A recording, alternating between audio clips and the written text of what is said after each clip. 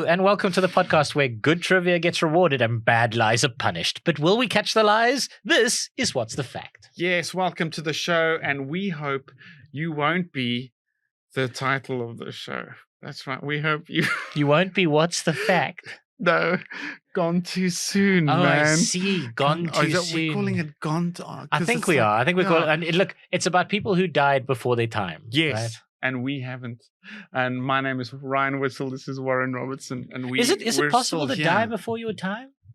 Surely your time is when you die. Like it's not like you had a time. It's out there somewhere. And oh damn, if it wasn't for that car accident. My older brother is responsible for a lot of my weird philosophical ideals, but he's a bit of a rebel. Like, can a man fit a giant fish up his anus? Yeah, that sort of stuff. Yeah. But he was like, he's a bit of he's different to me. He's a bit of a rebel and a bit of a brutish kind of bullish kind of chap. And to this day, I'm a soft. Yeah, he's mad. We must go for a beer at Mildersdrift, and when we're in Joburg. Yeah, but he was like, my mother would like, no, you don't ride a motorbike. You mustn't ride it. Like, that's a coffin on wheels. That was the great expression. The coffin on wheels. It's like, Mom, when it's your time, it's your time. Yeah. He was so convinced that it's like, what's your time? If I'm supposed to go on a mic, I'm going to go. If I'm not, I'm not. When it's your time, it's your time. It's like that Baldrick thing from Blackadder, where he's scratching his name into a bullet, and Blackadder says, what are you doing? And he says, well, have you heard how out there everyone's got a bullet with their name on it? Well, I figured if I own that bullet, it's the same sort of philosophy, right? Same sort of philosophy. Before your time. So these are all people who've died before their time. They died young.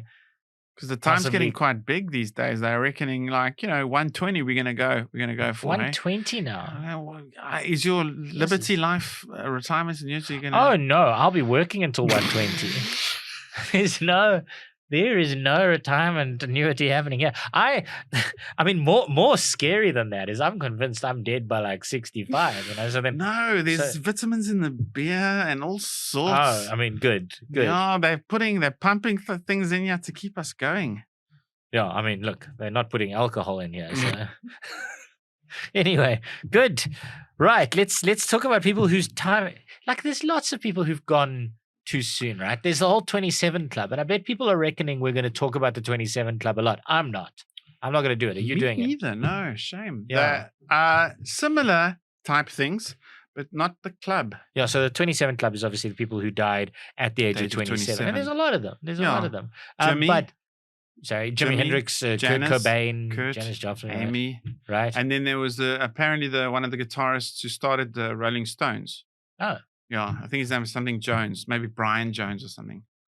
Anyway, regardless, a lot of people, it turns out, have died before their time. And I'm going to talk about, hopefully, none of the ones that people expect me to talk about.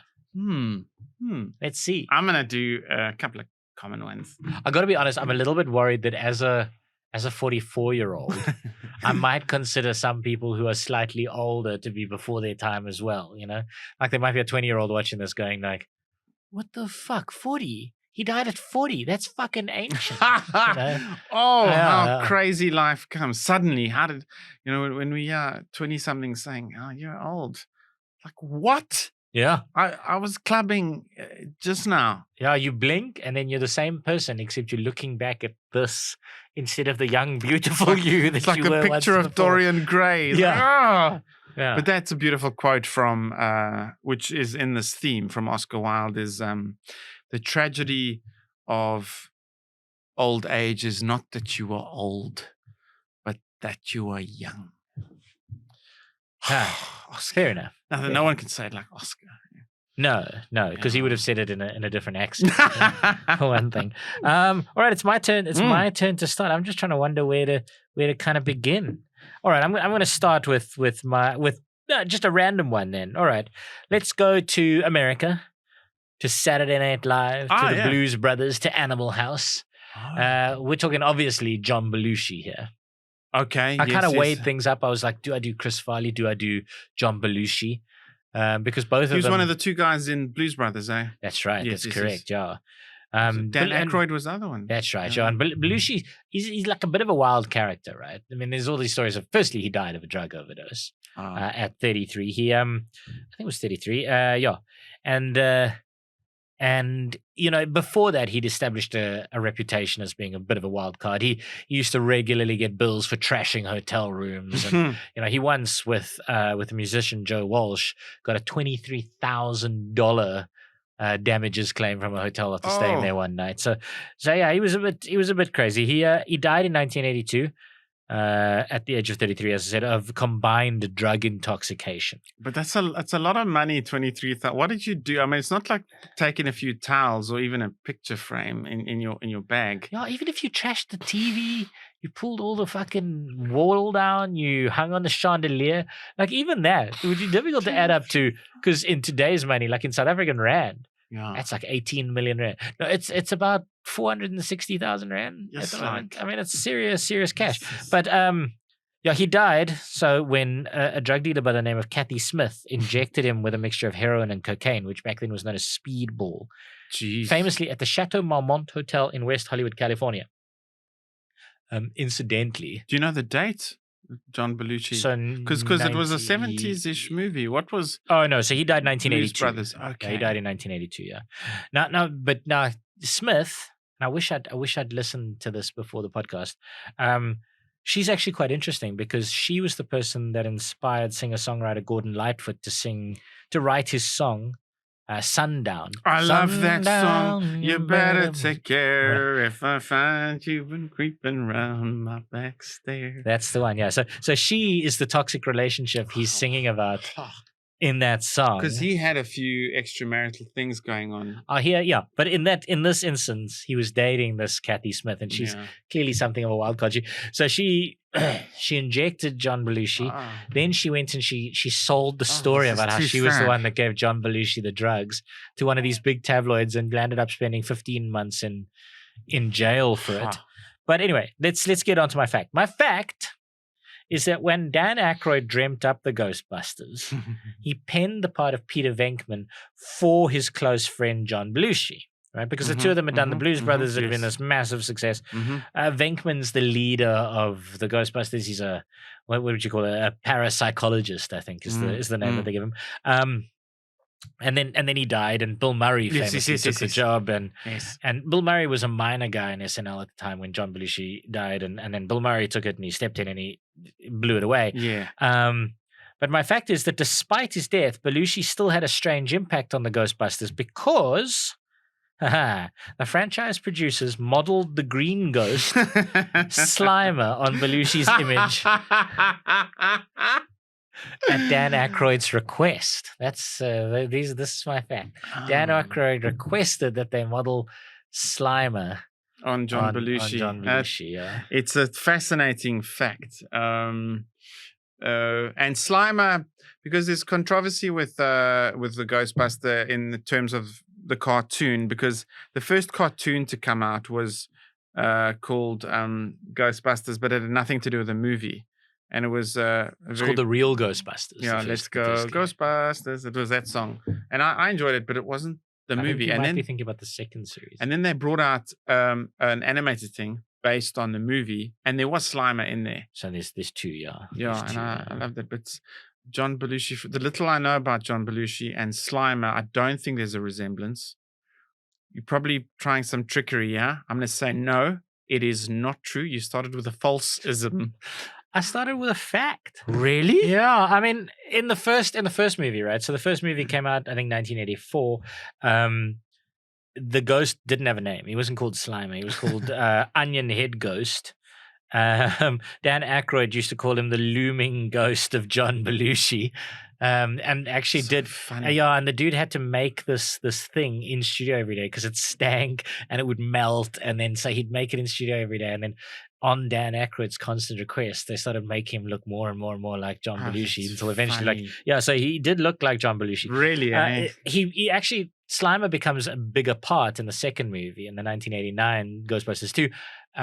But he actually only got his name in the 1986 animated series, The Real Ghostbusters. Yeah. So The one episode, I'll never forget it. There's a black guy who's one of the Ghostbusters, And then in one episode, you meet his father, and then Slimer the ghost is there, and he's like, Slimer, meet my dad. And then he goes, hi, my dad. This killed me. Anyway, yeah. Killed me. So he was his physical Oh, man. features. That's Even the voice artist said that he started kind of putting a little bit John Belushi-ing him up. Belushi into him, yeah. Oh, which man. is weird when you think about what he was saying in the voice. Anyway, but yeah, so it's absolutely true. I love that fact. I love that. And there is a Hollywood connection to my opening fact in that this was made into a movie, but I'm talking about the character. The person is a French hero, and his name is d'Antoine Saint-Exupéry. Do you know that name much? Does this look like a face that recognizes that name? But you're a literary chap. You'll know Antoine de Saint-Exupéry, or maybe you say Saint-Exupéry, d'Antoine Saint-Exupéry, with a hyphen, which he inserted later in his life. He wasn't born with that hyphen. He inserted it like cucumber. He inserted it in. Into himself. Yeah. Yeah. He is the author of The Little Prince. Oh, I see. You see, I've never read The Little Prince. It's one of those, I want to read it from my son kind of stories. You must. But I've never read it myself. I haven't seen the movie, and I'd like to, because there's an old man who plays the sort of narrator, or he kind of is the foundation of the movie, and it's played by Jeff Bridges, which is cool, and I love Jeff's voice from Big Lebowski. But I was on holiday once, and there was a bookshelf in the South Coast, and there was a Little Prince, and it was short enough, and I liked the picture. Oh, this won't take me long. Small book with pictures, that's my cup of tea when it comes to literature. Man, it captivated me, and it's the most important. The strangest thing about it is that it's a very strange book, but it is lovely and weirdly deep. It's beautiful. And you were 35 when you read it? Yeah. No, I was. Really? I was a big person. I was about 35. It is a children's story, but it's so cute and lovely and meaningful and quirky and strange. But this character, why he's a French hero, is he was actually a pilot, and he flew in the between the First and Second World War, and then he started the postal route between. This is not my fact. This is true. I'll come up with my fact now. I'll tell you my fact now. But he had a route between France and Morocco, and he flew over the Mediterranean, and then between the Morocco and another place. Postal planes, and these are the days when planes weren't particularly sophisticated yet, still very basic controls, but this is what he did. And then he opened up one in Argentina, but his life started out quite tragically, because he lost his father at a very young age, and they were semi-aristocratic, and then they just went suddenly very poor. And he had 3 sisters and a mom, and he tried to get a job, and he failed at college, and he just eventually got in the army, and it was a struggle. It was a miss and hit struggle, but only by the age of about, he died at 44.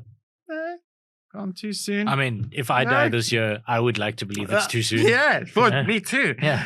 And but it was some point when he was between at the Second World War, he was spent some time in America, that he started writing about his flight journeys, and there was a incident where he crashed in the Sahara, and he survived, and he wrote about that ordeal over like a week of surviving. And that sort of thing. But at some point, he was actually quite ill, and someone said, you must write a children's book to kind of compete with Mary Poppins. It's all the rage at the moment. And he wrote The Little Prince, and it's a classic today. It's a French classic. It's a beautiful thing. The translation into English, it's just so lovely. And it starts out with a weird prince who comes from a tiny planet that he lives on, but it's a tiny planet. And you can walk around it in a few minutes. It doesn't take long. And there's one rose on there, and he has to look after it, but it moans a lot. It's never happy.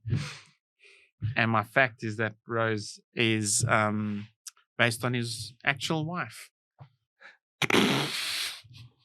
Oh, Ryan. The Little Prince comes from Literally, when you said that, I was like, "Oh, like his former girlfriend," and then you fucking went there with your fact. I mean, With your fact, you're gonna bring this bullshit. No, Ryan, that's nonsense. That's absolute lies. And if you tell me it's the truth now, I will punch you in the face. Look, you know me and my Lies. allegedly. This fact is true. They are very convinced. Everyone's convinced. All scholars and stuff that the rose in the Little Prince is based on his actual wife, who was she was from South America and a notoriously difficult woman. In fact, he never lived with her for very long because you get the feeling there was an intensity. She was his muse, but then she drove him nuts, so he left. And in fact, toward the end, he died in a plane. The plane went missing, and they only found it. The plane went missing in the 40s, and it was a reconnaissance before the Allies were going to take France back for the Allies. He flew over and did a reconnaissance trip, and the one trip he went missing, and they found his plane in the 90s in Marseille. They found his little what's that little thing that little dog tag? And he's a French hero because of his piloting and the biographical story he wrote, and The Little Prince. And now The Little Prince is a movie. It's a glorious. I mean, he captivated my heart. This dude, and the fact that he made the rose based on his wife, that he had a troubled sort of love her, drives him nuts, love her, drives him nuts relationship with. It was great, man. But listen, I like to keep my promises. I promise you I'd hit you in the face if you told me the truth. When do you want to do this? Should we have a separate video only for Patreon subscribers in which I hit you in the face? I was inspired by that weird crash, and I want to read you a little bit about what happened there. On the 30th of December, 1935, after 19 hours and 44 minutes in the air, Saint-Exupéry, along with his mechanic navigator, André Prévost, crashed in the Libyan desert during an attempt to break the speed record in a Paris to Saigon air race and win a prize of 150,000 francs.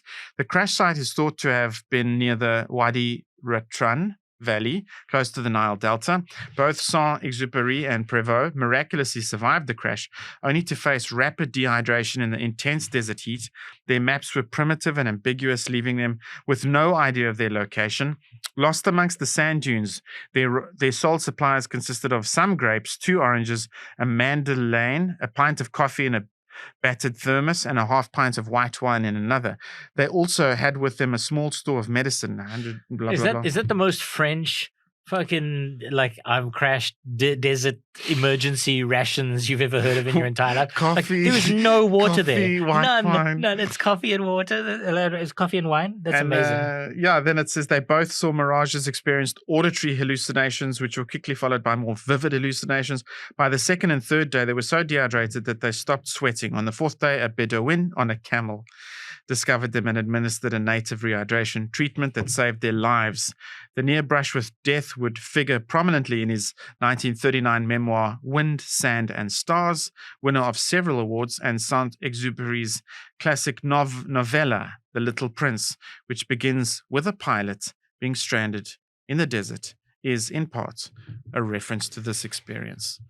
It's a beautiful little story. Yeah, that's amazing. That's really cool. Prince, it's honestly one of those books that I have intended to read for ages. You won't be sorry. So it's that one and Ulysses by James Joyce. But I believe that Ulysses by James Joyce is the most unfinished book in the history. Why? Because it's so dense. Firstly, it's like 800 pages, right? But it's also, and it's all about one day. So the minutia of one day kind of gets dragged out, but it's also it's filled with this Irish wit. So a lot of the sentences are actually jokes as well. So they've got like double meanings in a lot of the sentences, or double meanings in the paragraphs, or double. So you read it and it's beautiful to read. It's really like I got to page 100 twice because it's really dense. And then you put it down and you go, I'm gonna read some more of that tomorrow. And then you think to yourself, I could really break my brain over this book. Or I could just have a wank. Sure. So at the end of the day, James Joyce gets left on your mess yeah, on and page then 100. a few months have passed and you think, oh, I have to start again, and then you read it and you're like, oh, this is so beautiful, it's amazing, it's really such a good book, and then you get to page 100, you're like, it's a bit much for now. I'll read some tomorrow. I know those book That's that sort of thing. experiences. Yeah, but anyway, so I will before I die. I mean, assuming I'm not gonna be gone too die soon tomorrow. Yeah, I'll read Ulysses and The Little Prince. Yes. Speaking of French people who died too young, eh? So fantastic. Yeah, this one was born in 1412. Do you know who it is? Someone who died too young in 1412. Was he royal? Was he French royal? Maybe the Sun King's father or grandfather, son. You're going too narrow here. You're going too narrow. Louis the son. I mean, firstly by saying was he. 1412. Oh, I do know now. Yes, No. it was a she. It was a she. It was a she. I've got to watch that movie still. Yeah, she is France's most famous heroine, Joan of Arc. Yes, yeah, I like that actress. Did you watch the movie? Mila Jovovich was. That's right. I did watch it, but quite some time ago. It was okay. Okay. It was fine. You know. Joan So anyway, of I mean, there's Arc. Very little about there's a couple things about her. the OMD song. So she was a peasant girl, firstly, who claimed she was being spoken to by God. Amen, sister. And I mean, the confidence that this gave her led her to literally walk into French army camps and say, "Listen, God's talking to me, and you guys are doing the wrong thing here. We need to get you guys doing something else." Jeez. Yeah, I mean, to this day, obviously, we're not sure what she was suffering from. We think she was probably suffering from hallucinations or schizophrenia, where she was hearing things she probably shouldn't have. But people, for some reason, listened to her. You know, like somebody who said that they were speaking with the word of God, and somebody like her. You know, she was so young when she first wandered into these camps. I think she was 17 years old. And in fact, she had a lot to do for the campaign. So she's remembered as a fearless warrior and a leader, and she's considered an absolute heroine of the 100 Years' War, but between France and England. But she never fought in a battle. She never killed an opponent. She used to go onto the battlefields as a kind of a mascot, waving a banner. She was responsible, though, for outlining military strategy and for directing troops and for proposing diplomatic solutions, all of which the English rejected. She was apparently quite short-tempered. She wouldn't put up with people breaking the 10 Commandments, or, you know, like soldiers would have prostitutes traveling with them. She used to scare them all away from the army. Jeez. Yeah, by all accounts, she must have been quite presence. charismatic because they quickly gave her a quite high position, and then they were like, okay, now you have to prove that you speak with God. Go and relieve besieged Orleans, and she did it. So, you know, thereafter the French were like, oh, absolute hero. She's turning this war around. So they know a lot about her, eh? We know a lot. Yeah, we've got a lot of detail about her time with the army, etc., etc. She was wounded twice, despite not kind of going to the front of battles. She took an arrow to the shoulder during the Orleans campaign and a crossbow bolt to her thigh during her bid to liberate Paris. And she was a mere 19 years old when she died. Is that your fact? No. A lot of people think that she was put to death, but she was almost kind of handed over. She was captured by the English, almost sort of handed over to them. A lot of people think that the English put her to death for witchcraft, for hearing voices. She wasn't burnt at the stake, was she? That's right. Yeah, that is what happened to her. She fell into enemy hands in 1430, and she was tried in the English stronghold of Rouen. By an ecclesiastical court, which is why a lot of people say it was for witchcraft. Because if you're a woman and you were saying these things and doing these things, then ecclesiastical courts generally charged you with witchcraft. But she was charged with 70 other crimes. But by May 1431, these had largely been discarded, and they were whittled down to 12 crimes. It largely had to do with her dressing like a man. Good Lord. And and claiming that God had directly contacted her, which was seen as kind of heretical. Blasphemy. By the English. But then what happened? she's really cool because even in the transcripts of the court, like we've obviously got the full transcripts of the court Wow. hearings, and a clergyman with a thick regional French accent sort of says to her, mockingly says to her, "What language does God speak to you in?" And she says, "He speaks far better French than you do," which is quite nice. cool. Anyway, but yeah, so she was ordered life imprisonment. And then they came to her and they said, "Listen, if you admit your guilt in these things, we'll give you life imprisonment," which she did. And a lot of historians sort of debate whether she understood what they were offering her because they offered it to her in writing. So she signed it, and it's pretty much like she was going to be imprisoned rather than put to death. And then several days later, it's alleged that some of the guards started threatening to rape her because now she'd not been allowed to dress like a man anymore. She had to dress like a woman. So she put her male clothes back on. And when the angry judges came to visit her, she told them that God was speaking to her again. And at the end, she was put to death because she was a lapsed heretic. Shucks. So because she'd confessed, she'd gone back to being a heretic. That's actually what she was put to death with. But my fact is, this is my fact. We don't actually know what her name was. Yeah. That's my fact. So all these things we do know about her, but we don't know what her name was.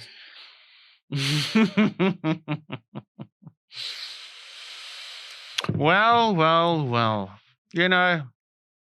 You said she's a peasant. Maybe back then you just you were from that lord's farm and you were a serf. Was there serfdomness in France? There was maybe, and you only got a position if you're in the military. And maybe they assigned her that name. Maybe you're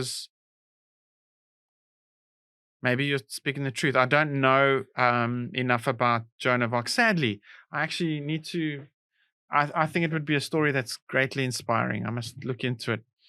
Maybe watch the movie as well because I like Mila. And the director was also pretty cool. It was the dude who did Fifth Element. Is it Luc Besson? I think so. I think he did Joan of Arc, the movie. Yeah. All right. So I think you might be telling the truth here. I'm going to say yes, your fact is true. It is true. It is true. Yeah. To begin with, her first name, we call her Jean, but she could have been Jahan or Jahanette. We're not 100% certain. We know she grew up in Domremy, which is a village in northeastern France. She was the daughter of a farmer and his devoutly Catholic wife. Now, what her surname of Arc, Joan of Arc, comes from the French d'Arc, which means the family would have come from Arc, but none of her family members came from Arc, and we believe her father went by the name d'Arc, Jacques d'Arc. Yeah, like it's like a Dr. Seuss character. That was a rock star. Yeah, because she said so at some stage during her trial. She said no, her dad was Jacques d'Arc and her mum was Isabelle Romy, which sound like two reasonable names, except the Romy only means somebody who's done a pilgrimage to Rome. So that's no surname at all. So in fact, Joan during her trial actually refused to call herself anything. She just called herself Jehan la Pucelle, which is Joan the Maiden. So she didn't give them any information as to who she was or what she was going on. And so whether her father was Jacques d'Arc and her mom was Isabelle Romy, we don't know. There are some historians who believe that her mom was named Isabelle Davouton, but this is just a theory. So all of this is it's all sort of mixed up. We don't really know. We know sort of that her name was Joan. Wow. We know maybe because she said at some point to people that she was refusing to give her own name to, that these were her parents' names. But yeah, she was very vague about it, very general about it, kind of kept it a secret. So we don't know. See, what I like about there's so many interesting things about this story. So yeah, whether it's sort of a divine intervention or just a person who believed they were divinely interventionizing, the fact is that she had an impact, and that's fascinating. So it's one of those things I often say to people is the amount of success you can have by just being confident about things. Hey. Just acting confidently about things. A lot of comedy, a lot of stand-up comedy, getting on Sure. stage and being, what I'm saying is funny. You better believe me. yeah, Which yeah, is yeah. why there are quite a lot of very unfunny but quite successful stand-up comedians, because Yeah. they're standing on a stage saying nonsense, but crowds are wowed by the confidence. And it's this weird thing that comes and burns from within and just shines out, and That's people right, are that's drawn right. to this I mean, weird light. Yeah, I specifically remember. So when I was a student, I was part of a bartending company, and we did Thabo Mbeki's inauguration at the State Theatre. They did his Wow. after party at the State Theatre, and we had to set up the bars and do everything. And I arrived late, so I missed the kind of security checks and clearances. But despite this, I just walked straight through, past the security, carrying my bag over my shoulder, right up to the top bar, because I knew I belonged there. I was supposed to be the top bar, the absolute top dignitaries. I set up the whole bar that night. Yeah, made sure everything was in its right place, ready for serving drinks to top dignitaries. Nobody questioned who I was. And the reason for that was because I know that I walked through that place like I belonged there, like I owned it, like I'd been checked already, like that this was where I was supposed to be and this is how I belong. And not a single state security person. I literally served drinks to Thabo Mbeki. And no one said a thing. It's a crazy thing, the virtue and vice of charisma. My word. Yeah. It's So a this crazy is very thing. much a story of that, the confidence, that charisma. And then look, she must have been quite smart, because she did back it up with good tactics Yes. that resulted in military victories. Yeah. So, there must have been something to her. And OMD, 80s music again, they got a lovely song. Do you know OMD's song Joan of Arc? No. It's one of their sad, sort of slow songs. They did a lot of not just great pop music, which was all about love stories, but they did the Enola Gay, which was the plane that dropped a bomb on Hiroshima. And 19. No, I don't know if that was that there. one? That's the other one. Yeah, and they did Enola. Enola Gay. Yes, that's RMD. Yeah. You know the song. Yeah. And they did Joan of Arc as well, which is a very sad song, beautiful. So man, Joan of Arc. I got to look into her. 19 when she died. 19 No, when no, she no, was 19. No, 19 when they set her on fire. Bloody English. Bloody English. They have a lot to answer for, the English. Yeah. They like to point fingers at the Germans, but really. Isn't it lovely that your fact was in France and my next fact is also Frenchish? But we must jump forward 400 years. And we're talking about 1830. A much loved composer who died at 35 years old. Is known as George Bizet. And my fact about George Bizet is he died before the turn of the century. When you jump forward 400 years and then you're like, oh, it's a composer. I was like, it's fucking Mozart, isn't it? Okay, and then you were like, oh, he's 35. I was like, I'm pretty sure Mozart was about 35. Right, yeah. Poor bastards, eh? Yeah. They must have been so overworked. He did die at 35. But here's my fact: is much like sort of Van Gogh, his work was never produced or even sold in his lifetime. George Bizet. That's your fact. Let me tell you one of his works, because this is why he's super famous, is the opera Carmen. It is one of the most performed operas in the classical canon. And man, did you see Bohemian Rhapsody? Did you see Bohemian Rhapsody? You mean the song or the movie? The movie about Freddie Mercury. Yes. Okay, yeah. Did you see it? Yeah. You know that great scene where they are trying to convince the producer that they want to do an album that's going to change the world, and then he plays a bit of dun dun dun dun dun dun, and then he beats the table, dun dun bum, and he like beats the table and gets all. That's from Carmen. That's George Bizet. That's called Habanera from Carmen, and then there's another well-known opera piece called Toreador Song, which is the song of the dude who kills the bulls, that matador kind of song. And it's also, if you heard it, you'd know it. I prefer soprano as opposed to, he's got a more sort of deeper style, but I don't really like that song much. But I love the soprano of dun, dun, dun, Mm. dun, dun. So that's Carmen. And his stuff wasn't even produced in his lifetime, wasn't Have even you seen sold. Carmen and Kaelicha? No. So it's a movie. It's the story of Carmen. Really? Set in Kaelicha in Cape Town. Holy It's amazing. Yeah, shit. it's very good. Do Just they as- sing? just as Is an it opera? aside. Do they sing that? Yeah. Oh, Just as an man. aside. Yeah, just as an aside. Sure. I'm trying to imagine a world in which somebody gets to write an entire beautiful opera and then not have it recognized. Or, where does he find the time? How does he do this? Who is this person? I know so little about Bizet. I've got to be honest. Yeah, it's an absolute shooting. Like I don't know why I went French, but like Antoine. Yeah. He's a French hero. He's posthumously he's a national hero. French love him. George Bizet. Scored 53 goals for Marseille in 87 games. Jean-Pierre Papin. Remember? yeah. Great name. Good name. Sure. I find it very difficult to believe that somebody would be able to go through their life unable to sell Carmen.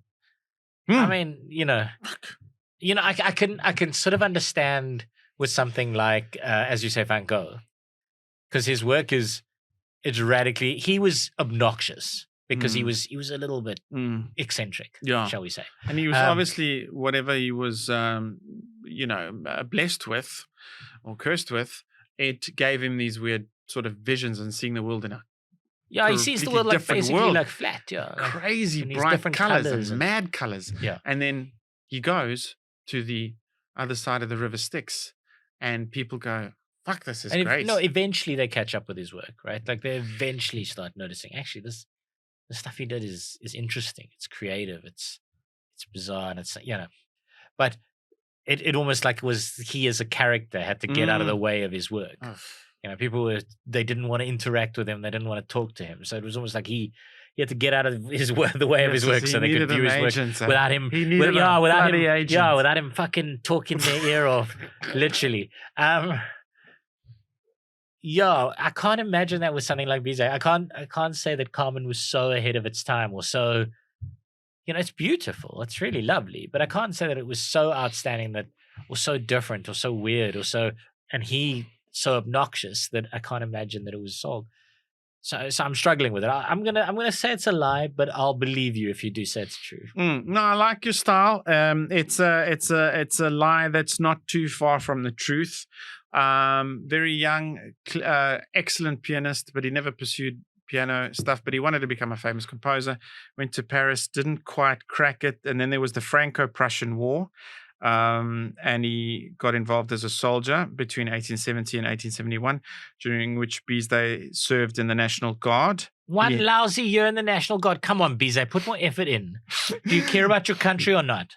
Yes. He had little success with his one-act opera, Jamillet, though an orchestral suite derived from his incidental music to Alphonse Daudet's play Le Arlésienne. I mean, your French is instantly spectacular. popular. French people are watching this and they're so happy with your They're loving pronunciation. They're like, "You must come to Paris. We want to see something. They we want to tell you something down this back alley here.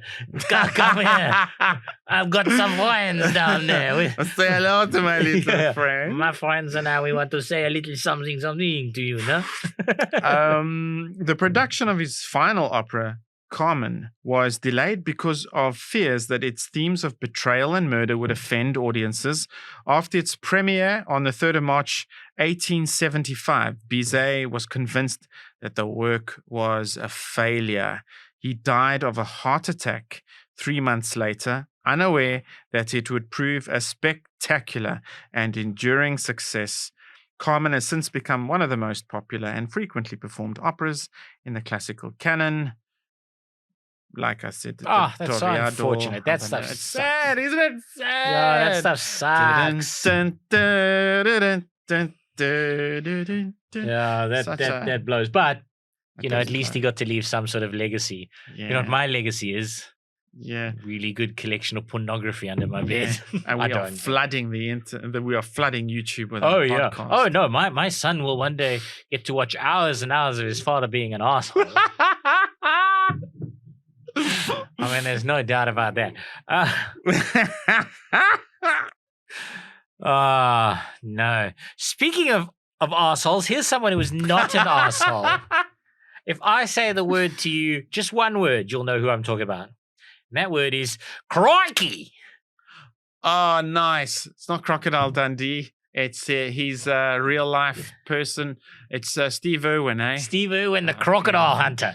And I'm going to do this whole accent in an obnoxious Australian this whole bit in an obnoxious Australian accent because what Australian accent isn't obnoxious, to be perfectly honest? Yeah. Maybe just the lady from Greece. She was sweet. Yeah. Olivia Newton-Johns. Yeah. So, in 1996, Australian wildlife expert Steve Irwin suddenly, he went from being nothing to suddenly being on every television screen around the world. He blew up in 1 year with his first episode of his TV show Crocodile Hunter. Yeah, and the last episode aired on September 4th, 2007, a year after he died. Oh. Now, a lot of people who watch it this day already know how he died, right? He was stung in the chest by a stingray. It was a very big stingray. Okay. It stung him on camera. They hauled him onto the boat. At first, he thought it had only punctured a lung. Oh. And then they started riding him. I mean, there's quite a touching interview with his friend who was there. They started driving him back to shore, knowing that had to get him to hospital. And about halfway through on the trip back, he sort of looked at his friend and he said, "I'm dying." Oh. And he died. That was his last words. So yeah, it got his heart, directly in his heart. Wildly unlucky. Wildly crazy unlucky. that he knew that. No, I think there comes a point where severe. You're just that's it. Yeah. No, that's kind of it. He was filming a show called Ocean's Deadliest, ironically. No, you're not allowed to laugh at that. He's got children, Ryan. Bindi Sue and I don't know the other one. They'll watch this at some stage. He's got 2 animals named after him though, because he was quite big on the conservation. He and his dad was also into the conservation. He and his dad discovered a turtle that's called Elsea irwini in Latin, and then there's been a snail that was named after him in 2009. This is the best named animal in the entire world. It's Crikey Steve Irwini. Anyway, man. Well, I tell you why I love the oak. I'd seen the Crocodile Hunter mad guy pouncing on crocodiles and just having a great time of it despite their death roll and stuff, and he's just holding on for dear life. Loves them, loves that little wrestle. But what really made me love him was he was on Oprah, and my ex used to love Oprah, so there's this episode with Steve Irwin, and Oprah had crocs come out, and he touched them and jumped on them and stuff. I think on Oprah, I stand corrected, but I think that was Oprah's interview with thing in the studio had crocs come out and do stuff, but it was the interview that was so touching because Oprah's got a way of being so nice and you just feel comfortable and open up to her, and she's like, so why do you do this? Well, why do you do this with the crocodiles? And why? It's something inside me. I just want them to know that I love them so much. And he was being dead serious. No. He fucking loves them. Famously, he loves them. Famously in an interview, they said to him, why do people watch your show? And he said, because I love the animals and I care and I'm, passionate about them. Also, they want to see the animals bite me. Which is quite cool. Anyway, my fact about him, though, this is my fact, is that he was scared of parrots. Oh, my. Yeah. He used to wrestle crocodiles, but he was scared of parrots. That's my fact. I'm easy. I'm scared of everything except dogs, and cats. Oh, I'm allergic to them, and I'm wary of them because they're full of shit. Sorry, cat owners, but Michelle's like, I feel like cat owners know. I think they know. They do. One of the things they like about cats is that they're full of shit. And now they're all going, yeah. He's right. Lexi's always posting pictures about her cat. She loves it. It's a ginger thing. Yeah. So, but I'm scared of everything. But I love everything. I'm just don't touch them except dogs. I love dogs. But birds. I mean, I'm a amateur bird watcher. But if you brought me one and it's flapping, and I even to pick it up, just the weird flapping, and we just freak out, drop it and scream. I generally Like a feel that way girl. about other people's babies. Like I have my own son, but like, don't give me I don't want to touch your baby because I get scared. I get scared that I'm going to break it, or like I'm not going to hold its head right, or it's going to puke on me or something. I just you get scared. But I love my son. Like Oh. I changed all his nappies. I did all the thing. My son. So, so birds freak me out. And my butt had a African grey parrot, and he loved it, and he'd pick it up and kiss it and put its head in his mouth. Yeah, but that's sort of weird, man. And the African greys are incredible. Like, I finally understand that message I saw on a public men's room wall at Balfour Park Shopping Centre, which was, "Come put your parrot head through this hole." There's a parrot in my block of flats in Gordons Bay, and it makes the sound of a fax machine. I don't know why. It's just a fax. They must be pretty old. I mean, they do live like 100 years. If you buy a parrot, you're basically buying something for life. They do live. They outlive humans. And the kids that play and scream in the complex in the afternoons, the parrot mimics them. No, but does it all day long when the Oh, owner wants nice. to put it on the balcony. Why I'm doesn't the working owner from put a home. blanket over there? But my brother's one could do the old Telkom landline perfectly. And then my brother's wife calls, his name's Gary, and she'd say, "Gah." She'd call him like that. And the parrot would nail it. "Gah." And like, "Yeah." And then he'd like, "Fuck off, Peanut." Because it was, pardon my language, but it was Peanut was taking the piss again. Oh, I see. And my brother's wife likes a lot of cigarettes and has a bit of a morning cough. The parrot nailed it.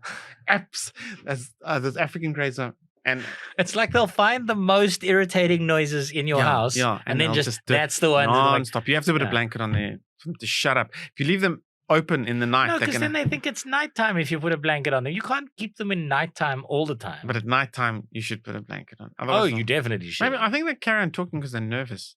I don't know why. Oh, you think it's like a human in a job interview? Parrot's there in his cage. He's like, "Oh, ring, ring, ring." Oh. It's like a poor little dancing monkey. Oh, fucking. Yeah. No, I don't think it's that. Okay, so Anyway, yeah, Steve maybe Irwin. maybe this quirk is true. Maybe he was scared of parrots. Maybe. Yes. Was he? Was he? Was he?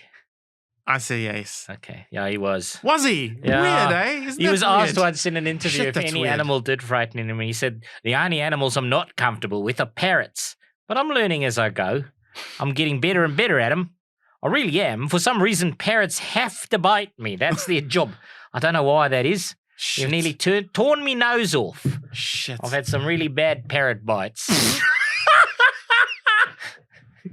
My finger up a parrot's, like, Maybe don't put your finger up the parrot's parrot's cloaca, yeah. Because parrots, they're a bird, right? They've got to have a cloaca, surely. Maybe if you didn't put your finger up a parrot's cloaca, it wouldn't try and rip your nose off. The cloaca is the what? Again. Birds have a cloaca instead of having any other genitals. Most birds. Ducks Oh, have got okay. penis. Boys and vagina. girls. Yeah. All right. They just rub two holes together when they copulate. Yeah. How do people not know about a cloaca? Cloaca is the answer to everything, right? Like, cloaca is like, if you want to be efficient in life, you evacuate everything out your cloaca. This is like a chicken, right? Everything comes out the chicken's cloaca. It's shit, it's poo, it's wee, it's eggs, everything My out the God, cloaca. folks. What a Efficient. philosophy. Efficient. Okay. Birds, they know where it's at. I mean, most birds. Ducks don't. They've got penises and vaginas. Do But- they? Yeah. That's so odd. Yeah. Why did they go different? I think because you're less capable of raping other ducks if you've only got a hole that you push against their hole. Because ducks they're big on their rape. Ducks are serious. big on the rape, yeah.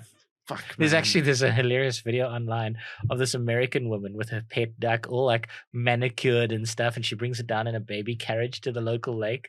She's like, "Go and swim with your friendies for a little bit," and then she like lets it out, and then it's this gorgeous white duck, and it swims out into the lake, and it gets raped by like 4 male ducks in the first 30 seconds. Holy. And she's just screaming, no, why? Anyway, that's people for you. Jeebus. Oh my word, cloacate. Are we done with that fact? Yeah. That's We're done fantastic. with that fact. You got it right. You got it correct. I was telling the truth about Steve Irwin being afraid of parrots. Well, I'm going very pop culture now, especially in imagery. Someone who's as popular as Che Guevara. There's another one of my dudes. So Yeah. No, but I'm not going to talk about one of your Che. boys, yeah. Not talking about Che. Talking about that pop culture imagery. Talking about Jimmy Dean. Hey, Jimmy Dean. Do you know, to this day, I still haven't seen a movie of his. But there's somebody who's producing. You always see those images: Elvis, Marilyn Monroe, James Dean. Yeah. Like they're all in a Cadillac together or something. Somebody's making those. Who's making them? Because they're making an absolute fortune. And it's usually at like a diner that's trying to do like a 1950s American. That's right. Yeah. Or Milkshakes they're and all leading on a burgers. jukebox, Yeah, or they're all like milkshakes and those bright sort of neon-y, pastel-y kind of nice. Yeah, who's making neon Marilyn Monroes and fucking cashing in? Huge, man. So James Dean, I still haven't seen a movie of his, but when my dad got together with his longtime girlfriend, kind of ended up becoming his third wife in a way. There's her child, so my stepsister Jackie, she's in V-Town, still in V-Town today. Love James Dean. Just was James Dean, and I was like 9 or 10. I didn't know what the hell she was talking about. So she was in love with this guy who was dead. But she had like posters and things on her wall. Everything, any sort of thing, and magazine cutouts and mad. Just James t-shirts, jackets, shoes, I think. Mad. And she was about 12, I was about 10. So she wasn't old. anything. That means she must be crazy. Jackie, maybe. Jackie. How is she in love with somebody who's dead? He's dead. He was very much dead because this was the early 90s and James Dean had died in Is this similar to people 50s. like now putting up a Paul Walker poster on their wall? Is that happening? Maybe. I don't know. Are there teenagers out there with Paul Walker posters on their wall? Well, I don't know. But James Dean, super huge, loved him. But he's dead, loved him. And he died young.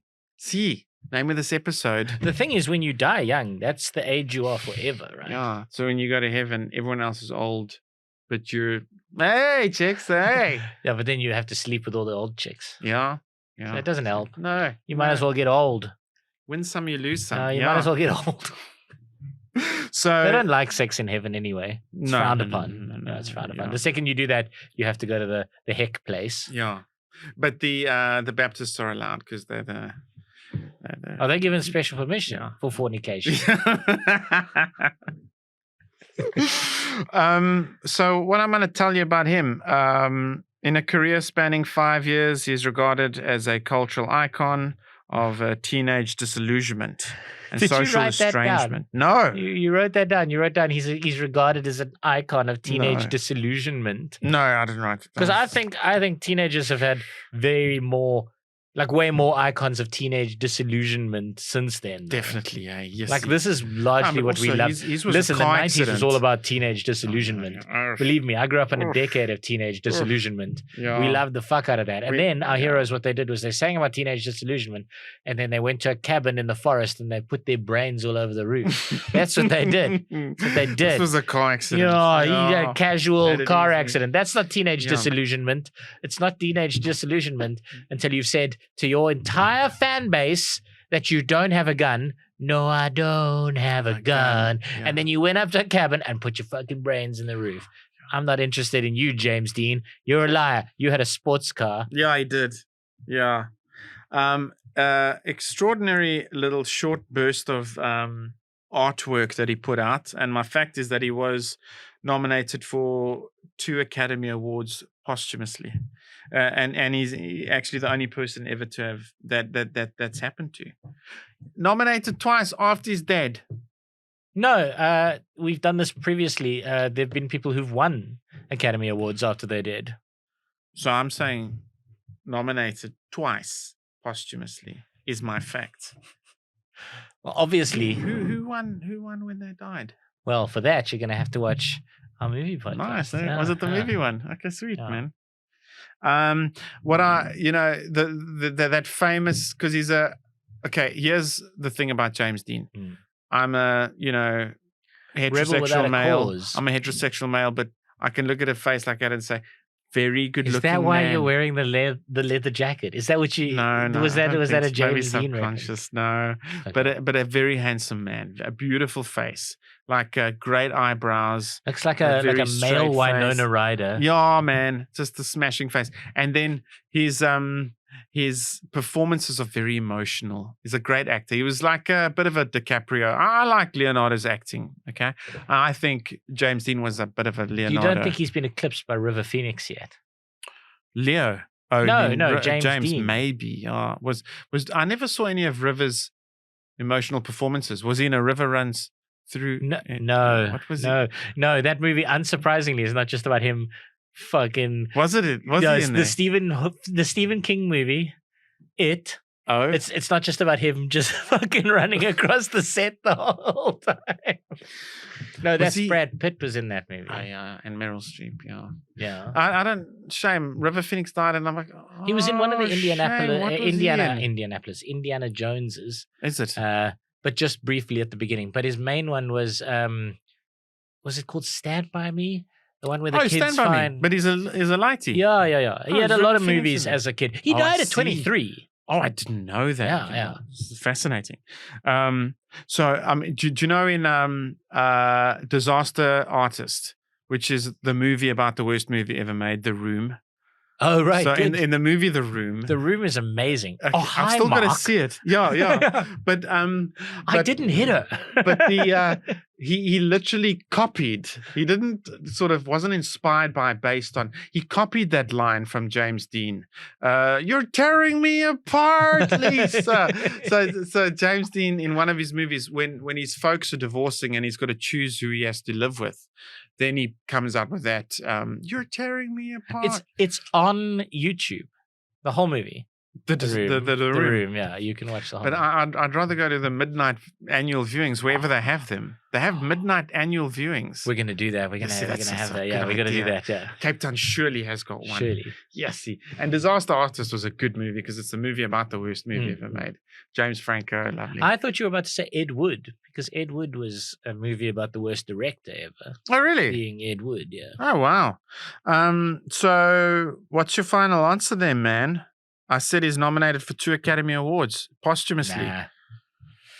After his car crash on September 30, 1955, Dean became the first actor to receive a posthumous Academy Award nomination for Best Actor for his role in East of Eden. Upon receiving a second nomination for his role in Giant, the following year, Dean became the only actor to have had 2 posthumous acting nominations. Yeah, I mean, great, but we I'm wrong. Yeah, we talked about how they actually made a rule that they can't give it to you posthumously. So the fact that there are people that have it is kind of pre that rule. Who was it again? No, they must go and watch. Okay, good. I can't remember. Me also, I can't remember. Meals, but yeah, no, it's all stuff that came from before the that actual cutoff, because they were like, oh, we can't give it to a dead person, Still, I'm glad he got two Oscar nominations. That's almost as good as not knowing that he sold out Carmen. Like. I just want to know which movie You're Tearing Me Apart comes from. Oh no, what's that movie? But Rebel Without a Cause sounds like cool. That's the big one. That's the t-shirt. You basically just chose people who in life they were moderate successes, but after they died, massive successes, and they never knew. That's kind of your thing. Is that what you're hoping is going to happen with your life? Was this a whole episode of projection? Is that what this was? Oh, it's going to blow up. No, I mean specifically you. I've had all the success I want in my life.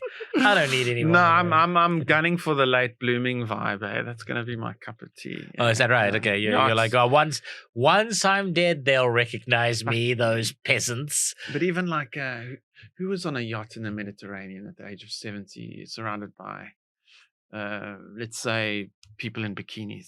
Oh, like Jack, Hugh Hefner. Jack. Jack Nicholson. Oh, Yeah. Jack, eh? Yeah. I don't give a shit, eh?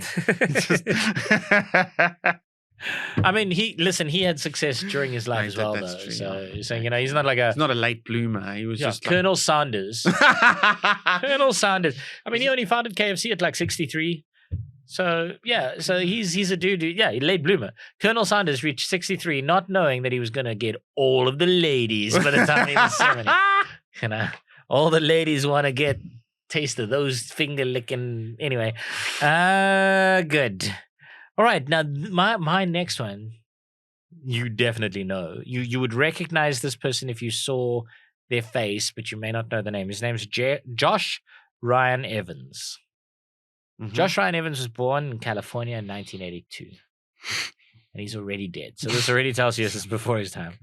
He spent his childhood recovering from one surgery after another. His childhood was very, very difficult. Basically, to replace a heart valve.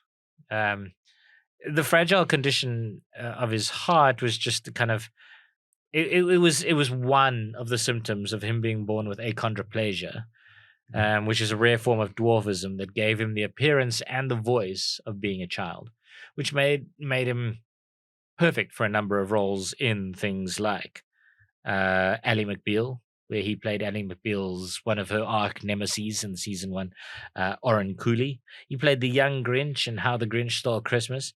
At his absolute peak height, he was 97 centimeters. What South Africans know him for, though, none of these things. What South Africans know him for is as Timmy Lennox from Passions, the soap opera, a doll brought to life by a witch named Tabitha, played by Juliette Moulds. If I tell you the number of afternoons I would come home from school and see Josh Ryan Evans working magic,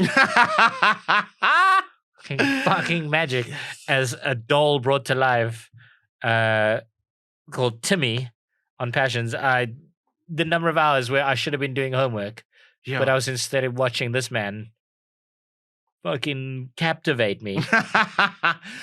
But why did the daytime soapies have a weird supernatural element of magic? It's true. So this one, Passions was particularly big on that, right? So Tabitha was a witch.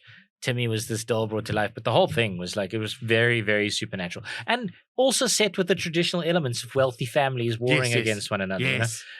Anyway, Josh Ryan Evans. He was nominated for a Daytime Emmy Award in 2000 for his work.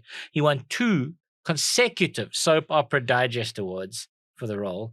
He was he was good at what he did, right? But because his heart was dodgy, and this is where my fact is going to come in. Because his heart was dodgy, he needed another heart operation. So he knew he would need like 3 or 6 months off.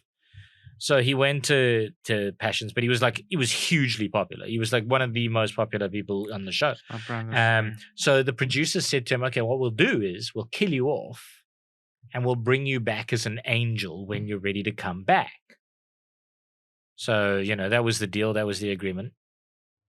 As it happened, his heart operation was scheduled for the exact same day. All of this is now my fact. His heart operation was scheduled for the exact same day as that death scene on Passions was scheduled to go out. But now he goes in. Now he goes in the morning for his operation, and he dies during the operation. Oh my word! So Passions now in the afternoon are like, we cannot screen his death because his death is him being chased by a half werewolf creature. Where he runs into a road and is hit by a truck. So they're like, this is too insensitive now. So they never got to screen Timmy's death.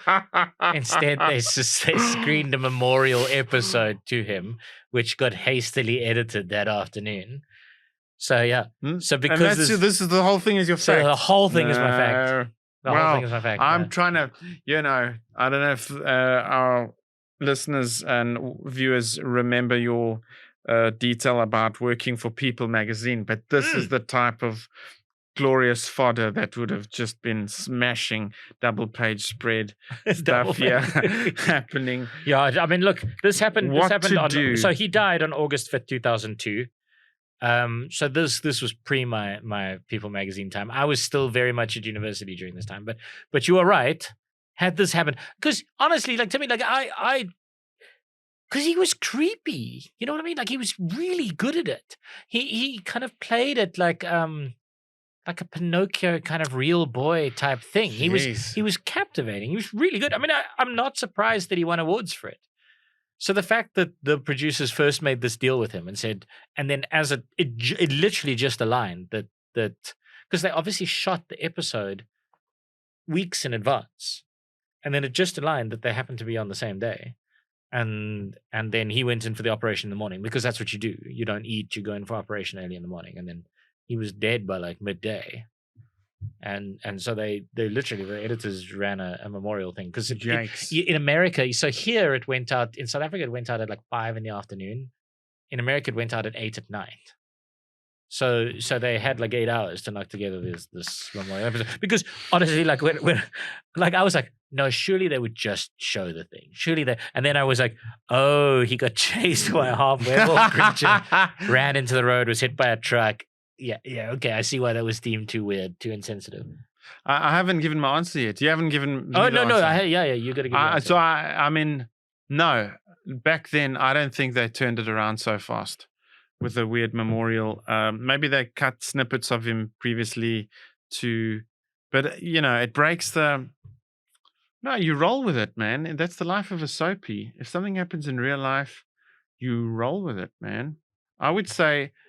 Maybe they just they might have dramatized the death and slow-moed it down, and maybe it wasn't too horrific. Wait, you wanted them to slow down the half werewolf creature chasing him through the forest until he ran out into the road where he was hit by a truck. You wanted them to slow that down. You think that makes it more tasteful? Jesus, I can tell you're on TV. What a mess. Like, what are you like? You're like, let's see this. Let's see the grill really impact on Demi. TV delivery, like back, even in my day, in the mid 2010s to like. So the reason so this is remarkable, right? Like, this is remarkable. It's not an everyday. Delivered the tape to the broadcaster, man. This is what I'm saying. It's remarkable. It's literally a thing that is recorded on the internet. It's a reason we talk about it more than 20 years after his death.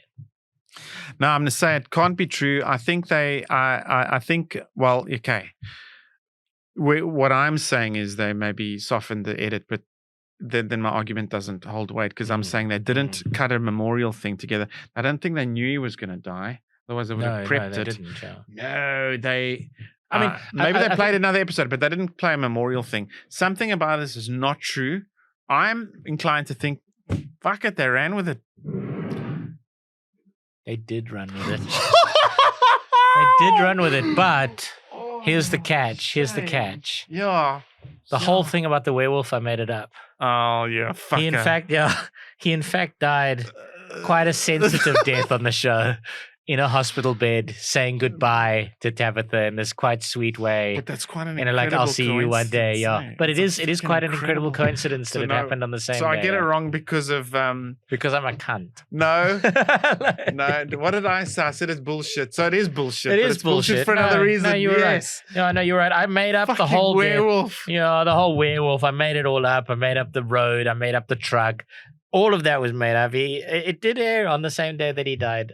It just happened to be quite a sweet sense of death. And they did later run a memorial episode for him, in which they kind of talked him up. So, but yeah, by all accounts, everybody who acted with him said he was fucking great. They said the people from the Grinch movie, where he had to play a young Grinch, they were like nobody can stand opposite Jim Carrey playing the Grinch. There's no way underneath all that makeup. And they say he nailed it. Yeah, I remember that movie. Was there only one Grinch movie? Okay, and he was obviously in there. Yeah, and they say he nailed it. So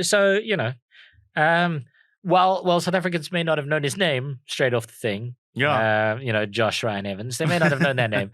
They definitely recognize the character. Yeah. Wow, that's a weird, sweet fact. Passions on ETV in the afternoon, eh? Mine's a very quickish to the point fact before you start the multiple choices, I think. Yes. I just would like to say as a fact that the Beatles used to have 5 members. So there's definitely at least a fifth member of the Beatles, right? Like, because there was the drummer before Ringo. And then there was also the guy that they called in to replace Ringo for some of the tour. But are you saying, what you're saying is that there were 5 of them at one time? Yeah. Oh, God. I know a certain comedian is listening to this, and he's like the biggest Beatles fan in the whole world, and he's screaming. He's screaming. Is this Al? Screaming. No, but he's screaming at his. Joe. It's Chris, and he's screaming. Chris, he's screaming at his TV right now. Why did you know this? So the fact that I know that there were at least 2 other members of the Beatles is at least a thing. Were there 5 at a time? No, they weren't. They weren't. You're ending on a bullshit lie. Chap's name was Stuart Sutcliffe, and he was a bass guitarist. I thought he was No, well, they were called the Beatles, and it was during the Hamburg days. But there was 5 of them. It might have been the drummer before Ringo, true. But there was the drummer John Paul George Stewart on bass. Yeah, no, I knew Stuart Sutcliffe was in there, but I thought it was one of those situations where it kind of. Yeah. All right. So, did you ever watch the movie that sums it up best is Backbeat? Did you ever watch that wonderful movie? Early 90s. It's called Backbeat. And when I saw it as a movie about the Beatles, I was in early high school, I was like, I got to go see this. I love the Beatles. And then as a sort of an immature lad, I was like, this is disappointing because it's not Help and Ticket to Ride and Love Me Do. It's not that. It was just their Hamburg days. But then when I thought about it afterward, it had an enormous impact on me. It was an excellent movie.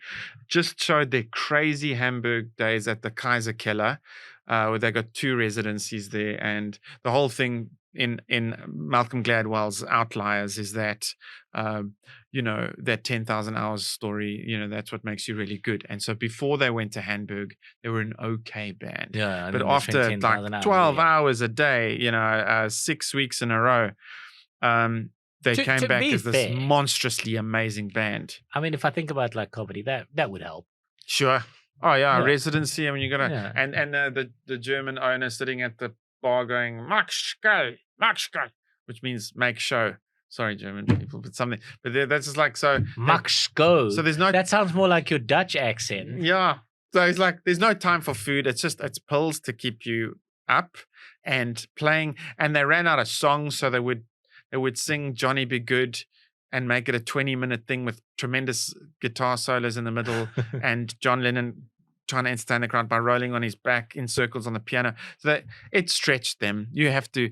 And Stuart Sutcliffe then met a girl in Hamburg. And what Stuart and John, best friends, and it is actually Stuart who came up with the name The Beatles, because there was a certain artist in America who had a band called the Crickets, and they're like, the Crickets, they're huge, the Beatles, but we'll spell it. Can I just say that the Beatles is one of the worst names of a band ever? Silly, hey? This silly like little pun. It's really silly. Yeah, because beats. It's a bit silly. It really is a bit silly. And he met a beautiful German lady in Hamburg called Astrid, and started a relationship with her. And then he was a bit torn as to whether to stay with Astrid, who was a painter, and he was a painter. Stuart Sutcliffe, he studied at the Art College in Liverpool. That's where him and John became friends. Then he was a bit torn between whether to return to Liverpool and be in the band or stay with Astrid. And at some point, at a very, very young age, the very early 20s, it was an aneurysm that took him 1962. So just on the brink of them going to get a recording contract and then writing that first album and then going huge, and then the rest is history. He died in Hamburg. But Astrid... Like he died in Hamburg when? 62. Oh. Yeah, 1962. And what did he do? An aneurysm. No, so it wasn't drugs or anything. It was a heart condition. Just a genuine... Yeah, and Astrid... and it's beautifully portrayed in the movie, but she was a photographer, an arty type, and a bohemian, very cool chick. And the one day they're all going for a walk and it's cold and on the beach, and she's got a camera and they're all together, all the Beatles. So she's credited as having the first actual photo shoot with the Beatles. It's pictures taken by Astrid. So he came up with the name The Beatles. She took the first one. So a beautiful couple, beautiful movie, and John's best friend. And John had a weird trait where if he heard a terrible, tragic news, he would just burst out laughing, but jokerish. And when he got to the airport in Hamburg for one of their residencies, and Astrid met them at the airport and told them Stuart's dead, he just started laughing. Not funny, but that was his weird emotional response. Well, John, poor old Stuart Sutcliffe. What a movie. The Beatles is another one of your fallback. My loves, eh? Yeah. Oh, shucks, man. Anyway. All right, on to multiple choice. This one is designed to titillate. All of these celebrities died too young from autoerotic asphyxiation. Oh, the controversy. Do you know what autoerotic asphyxiation is? I'm sorry, there's controversy. Fine. So this I know is what you're going to say. This is the act of deliberately trying to starve yourself of oxygen to increase your sexual pleasure. Right? Yeah. You kind of strangle yourself. Who's the odd man out in this list? Who did not die from autoerotic asphyxiation? There's controversy already. INXS lead singer Michael Hutchence. Stop it. Comic book artist Vaughn Bodie. Soap opera star Michael Luden. The actor best known for Kill Bill, Death Race, Bird on a Wire, and a bunch more, David Carradine. Okay. I don't know 2, 3, and 4. I don't know. Number 1, it's become knowledge that he apparently did. But let me tell you, I think there is a weird thing going on there, because it was spread by his ex-wife afterwards. And she had one interview where she mentioned it, and the media went. You talk about you talk about Michael Hutchence. I loved it. And his ex, Paula Yates. Must be. Yeah, that was her name. Yeah, Paula Yates. Yeah. And I don't think it was conclusive. So at the time, they thought maybe he took his own life. And then she's like, I think it was this. No, the reports of his death at the time said it was autoerotic asphyxiation, which she later corroborated. While some people had said, it couldn't possibly be, she later corroborated it. So that's what I'm. Well, okay. So because of how it blew up, and it's the common knowledge thing, I would say, okay, fine, I'll tick Michael then. The other 3 I don't really know. So hit me again with 2. Comic book artist Vaughn Bodie. Mm-hmm. Soap opera star Michael Luden, and the actor best known for Kill Bill. Did you ever see Kill Bill? Yeah, bits of it. So he's the real bad guy in Kill Bill. Yeah, Kill Bill, Death Race, Bird on a Wire, David Carradine. Okay, I'll say that soapy actor. Is he wasn't in like Touched by an Angel or something? No, Touched by an Angel wasn't a soap opera, but holy shit, that name would be wonderful if it was in reference to this fact. But no. I'm just saying the soapy actor. Okay, so you know what I want to say. You know what I want to say? I want to say that that the Michael Hutchinson story is actually bullshit. That's what I want to say. But I think people have so accepted it, even if it might be false. They've accepted it as true. That's why I won't say Michael Hutchinson, and I'll go for the soapy actor. That's my final answer. All right, let's do this my typical way. So David Carradine, he's 72. This is a quote from about his death. David was naked and hanging by a rope in the room's closet. David's self-interest.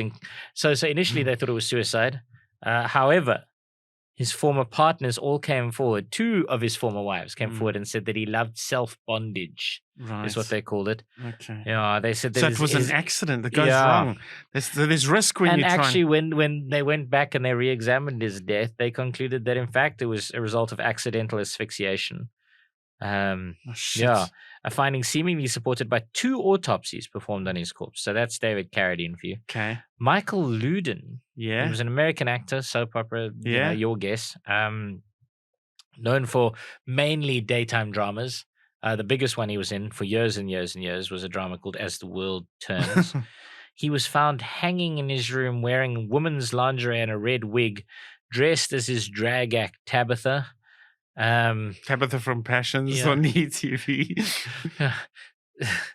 In a red wig. But yeah, so he was determined to have died of autoerotic asphyxiation.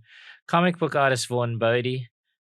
He was known for a character Cheech Wizard. In 1975, his friend broke down his front door and found him lying on his back with his feet in the closet. He wore a leather mask with slits for eyes and one for a mouth. Apparently, he'd choked himself to death for pleasure. So that's true. You were right. You should have gone with your freaking gut. NXS lead singer Michael Hutchence, the report said that he died of autoerotic asphyxiation. Later, other reports and other people said, no, he was actually clinically depressed at the time because they'd just taken away his child from him. And he was on a bunch of alcohol and other drugs. They said that the tabloids all ran with the autoerotic asphyxiation stuff. Later, it was kind of proved that actually he killed himself. And then his ex, Paula Yates, came out when, no, it was actually the sex thing. And then she later kind of semi-retracted it, contradicted herself. And then she herself died of a drug overdose. Oh, my. Shit. But yeah, Michael Hutchence, the most famous person to ever die of autoerotic asphyxiation, as you said, did not die of autoerotic asphyxiation. I'm proud of you as a journalist and a researcher, because sadly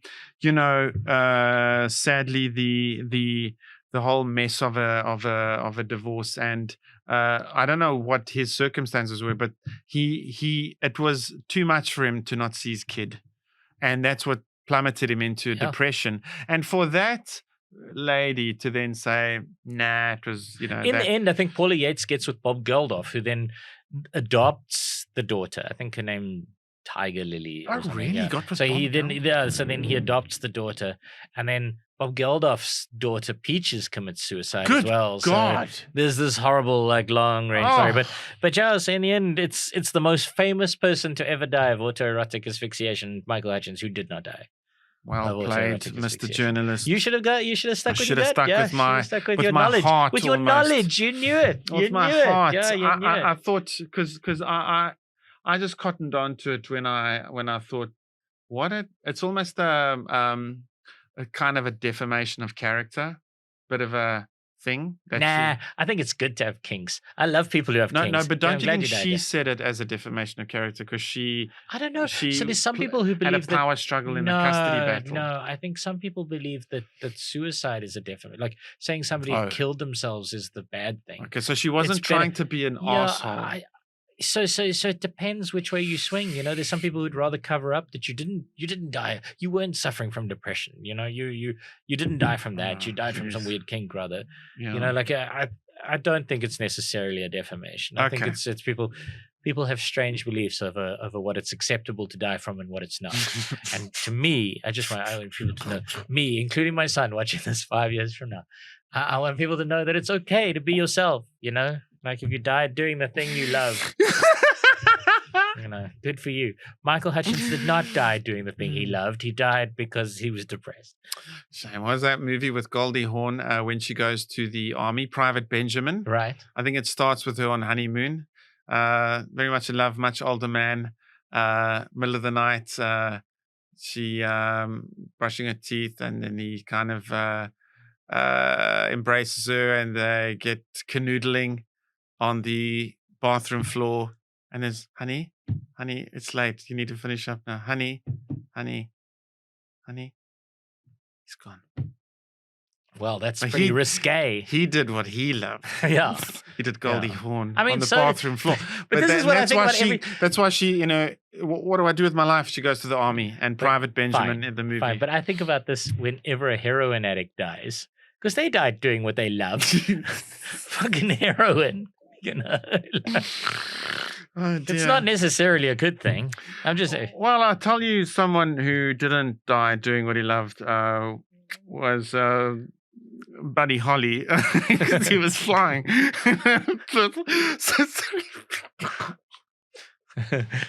Good connection there. Good link. Yeah. I mean, Buddy Holly's. You know how much I love pop music and the 80s, and then we love the 60s.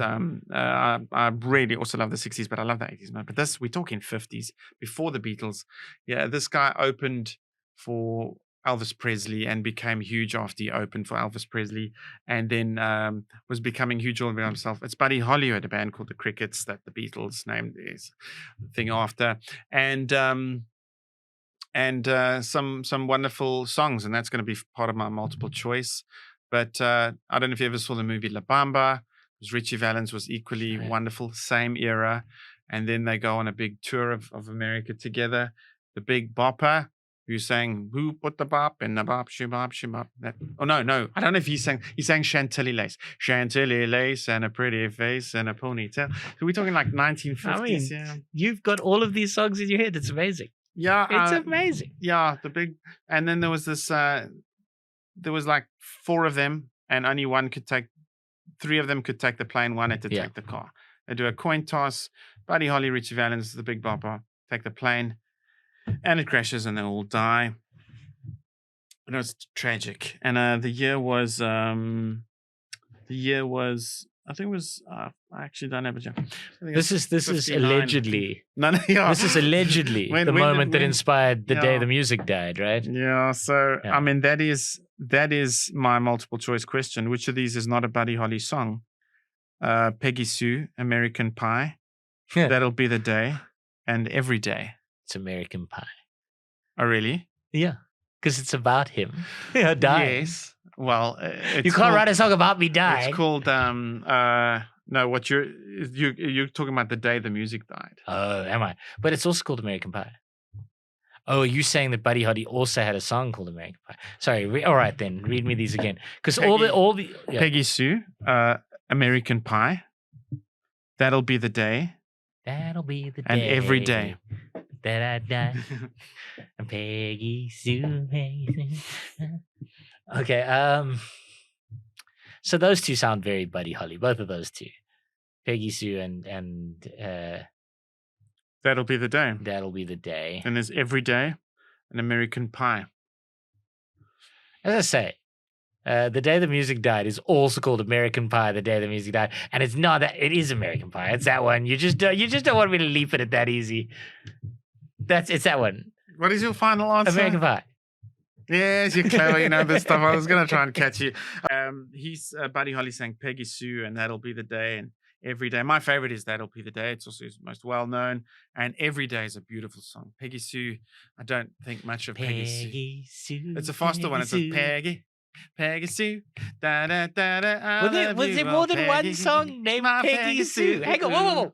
Wait, stop the clock. Was there more than one song named Peggy Sue? Because when I'm thinking Peggy Sue. That's not Buddy. You see, his whole vibe was, but back then in 50s, it's like, where was this sound coming from? And it was coming from a little bit of gospel, a little bit of country, a little bit of like even like a weird, deep, folky, bluegrassy, like honky tonk sort of. I'm starting to doubt myself. I'm starting to think maybe the words that I've got as Peggy Sue in my head aren't Peggy Sue. Peggy Sue, da da da da. I love you, my Peggy Sue. I love it, yes, I love you, Peggy Sue. That's the Buddy Holly song. Peggy Sue. I was like, all right, that's definitely Buddy Holly, right? Yeah. And but American Pie is apparently about the day the music died is apparently about that plane crash with Buddy Holly, Richie Valens, and the Big Bopper.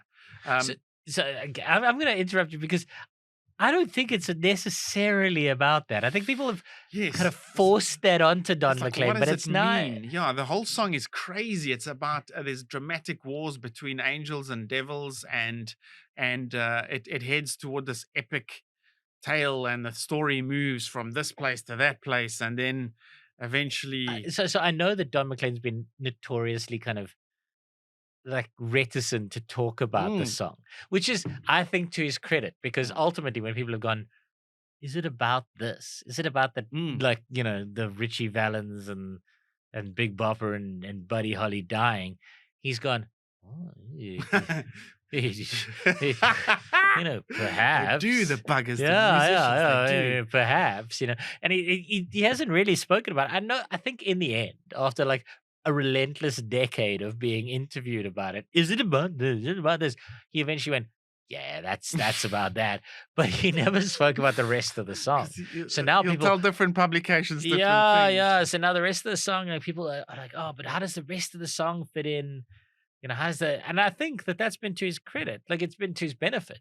And I think he knows it. Is keeping it in the public debate, keeps the know, song at the forefront. It keeps it on radio. It keeps it interesting and alive. And I mean, that's true. That's true art. The three ways of interpreting art. That if you're going to do it sort of technically, the one is the literal. What is it literally saying? And then step two is what is it metaphorically saying? And step three, what is it saying to you? The contemplative. And I like to think, because I believe in the supernatural, spiritual, invisible vibes. like That's- God. Yeah, that's when you're creating art. So like Freddie said, it's you give them a touch of the heavens. So you're in this vibe where you're in touch with the transcendent force of it all. And you then inspired and you create something which actually is a beautiful creation of call it a triangle again. So there's a little bit of the heaven, a little bit of the artist, and then it's for the people. It's this community. And so when you put it out there, like any good creative, we must know when we create nice things, you got to let it go, man. It doesn't belong to you. It belongs to the people. And when they experience it, they experience their own experience of it. And they can contemplate what it means to them, and that's a beautiful thing. And so it's almost like, or hang on, just to frustrate me. like as an alternate. Perhaps you just write nonsense, and then you let people interpret the nonsense. it won't work, man. I mean, clearly it worked. Don No, McLean, most of that song is No, just because bullshit. Because here's another touchy subject, but AI, right? Mm-hmm. They fed an AI machine all Nirvana songs, and then they jumbled it up and they spit it out, and it spat out a 3.5-minute Nirvana song, which sounds like Nirvana. It's got the verse, the chorus, and it's got all of that stuff. But there's something missing, man. I mean, what's missing is the fact that it's no longer the 90s. Wow. Like the whole of society has But it's changed. just a fucked up lyric. It's like, the sun's gonna burn you. Sun's gonna burn you. So, okay. Fair enough. Yeah. Come on. It's not a great lyric. We don't know what it means, but it needed a human. To be fair, smells needed a like human. Teen Spirit. Teen Spirit was a deodorant. It smells like deodorant. It smells like deodorant. Not a great lyric, unless it's the 90s. You in that gotta exact know. You gotta be in moment, touch with the people. Yeah. And so when that used to frustrate me, because artists would like, I'd think you're putting out nonsense and we're trying to figure it out what it means. But now I think that it's not just I think when the artist does put it out, and then the magic of creating something special, there's a meant to be kind of. So if there's ever a moment. moment that people are watching this podcast and they don't really get what the fuck is going on, It could be. it's transcendent meaning. Yeah, just sit there, close your eyes, go like this, and just let it just wash over you, man. Yeah. It's to let you indulge in the contemplative. Yeah. Contemplate. Anyway, indulge in the contemplation of clicking like and share and telling people about it, and then knowing that inevitably this will get better. There'll be an actual studio at some stage. Yes, yeah. and- Because we not that artistic that we're gonna die too young. I'm afraid we're gonna be here for No, a we're going to be relentlessly, while. undefeatably here until we're 125. But we're gonna do the late blooming thing. We're gonna bloom late, man. It's gonna bloom. I've bloomed. I'll bloom again for you. It's fine. You're a seasonal bloomer. I wanna be a late bloomer. Okay. Good. Thank you very much. Thanks for watching. We join us again next time. And good morning. and good Bye-bye. evening, Good afternoon. Bye-bye.